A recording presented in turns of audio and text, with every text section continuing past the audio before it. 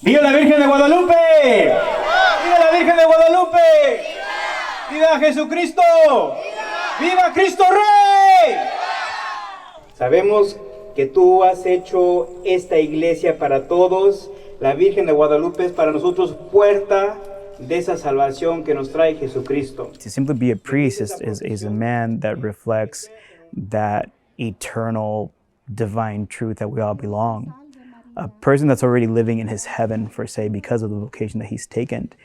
And so to be a priest, I think it's a constant reminder to society that there is still a God and we still believe in a heaven. Allow us to be just filled with the zeal to want to proclaim your name to the streets. If not everything we do as a priest just kind of goes to the wayside.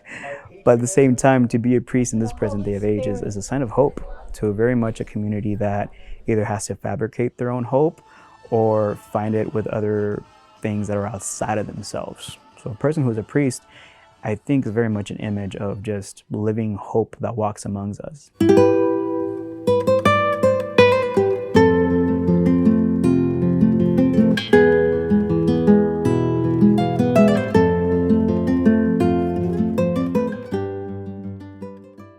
those gathered around the apostles who they have been inspired to, for the first time, church becomes church because they are proclaimed the mystery of our redemption. My name is Father Freddy Perez. I am at the parish of St. Stephen's in Midland, Texas, and I've been a priest for 3 years.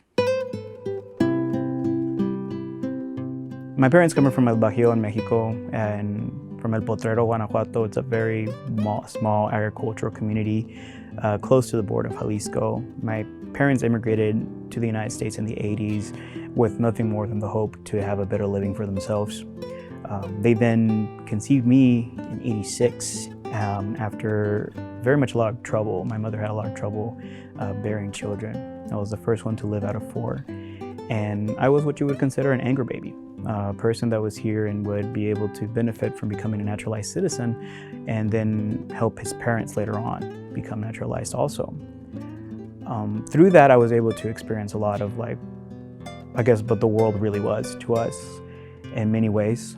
Maybe a lot of discrimination, but then I also saw how my mother, once she became documented, and my father, how we were able to help our family come over to the United States and then be able to enjoy, at my ordination, I think there was 56 members of my immediate family who I consider immediate.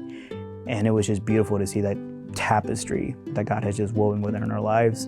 A very young family I would consider ourselves to be, with just wanting to live. To see my family having given the opportunity here in the United States to produce fruitful people that contribute back to it has been very much a great blessing to me. My parents have worked hard, coming to own their own business, and then coming really just to be good grandparents now to my brother's little girls, who I consider just like the apple of my eye when I see them. My family to me is a very essential part of who I am as a person. When I think about who I am as a person, I have to see myself reflected in my family, because that's where I come from, and that's who identifies me, who smells like me, who eats like me, and who is about the same size as I am. So, and all who they are as people is a great reflection of who I am myself.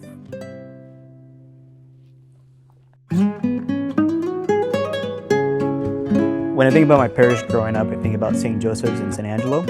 When my pastor was then Father Joe Vasquez, he was a parish priest that would go and visit my family at their business at the tortilla shop, which was in North San Angelo. And he would just stop by and have small talk with us, come to dinner, just really became a community man. He would be one of the priests that would definitely motivate my vocation as I would grow up, and his service to his community and just really becoming a man of community. We're here, yes, to honor Our Lady of Guadalupe, but Our Lady of Guadalupe always comes with a message. Do whatever my son tells you. Also, the priest that I encountered in my teenage years, I think post-high school, would be Father David Herrera in the south side of San Angelo, at our parish that my family and I would end up going to. He would be also a great, man of community, very close to us and very inviting to us, helped my family and I out in a very rough situation when our business burnt down. Really showed me what the charitable arm of the church was in that time. both these men, Father David and Father Joe Vasquez, are men that encouraged me a lot because they were perhaps among the most educated Hispanics that I knew back then, and both Mexican American, both people who I saw myself in them and would ask myself if I can do what they're doing and how they're doing it, and just be, a man immersed in community, being father, priest, at times judge, at times, doctor of the soul, at times just a person that would reach out to us.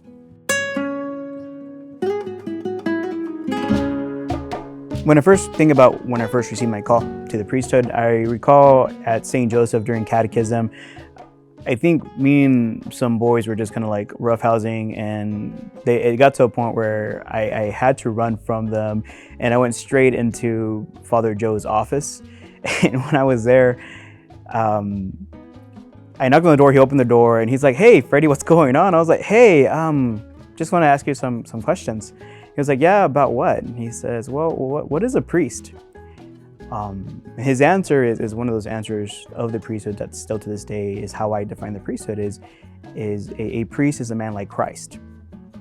I think that's always been impactful for me, that he didn't say, a priest is the man of the church, he's a man that's Roman Catholic or anything. He says, a priest is a man like Christ. And so I remember that piqued my interest very early on, and I just wanted to know who Christ was then. That was a priest, that was like Father Joe, that was like Father David, and like all these other priests that encouraged me along the road. I have a few patron saints. My confirmation saint was Saint Benedict, but that one was really only picked out because they gave me a list of apostolized saints, and Benedict was the first one that kind of stood out to me, so he became my confirmation saint. But when I was ordained a priest, I decided to go with Jose Sanchez del Rio, a martyr child from Mexico, from Michoacan, for many reasons. Mostly in my discernment of getting to my priestly ordination, I wanted to have a patron that reflected my service to the church and what I saw as maybe priorities or maybe emphasis within my ministry that I want to reach out to. And when I thought about those, I wanted to reach out to the youth, the young adults. I wanted to reach out to Mexicans, Mexican Americans, the Hispanic population, and most importantly, the reality that the majority of my work was going to be for the lay people. So when I thought about those three kind of like areas that my ministry was going to be focused on and what I wanted to focus on, in my discernment, I remember Jose Sanchez del Rio, who also happens to be from El Bajío in Mexico, which is one of the states that my family is from, Guanajuato. He was from the neighboring state of Michoacan, and his story is very captivating. His story is very much a story needed for our times, of a young person who defends the faith and who dies for his faith.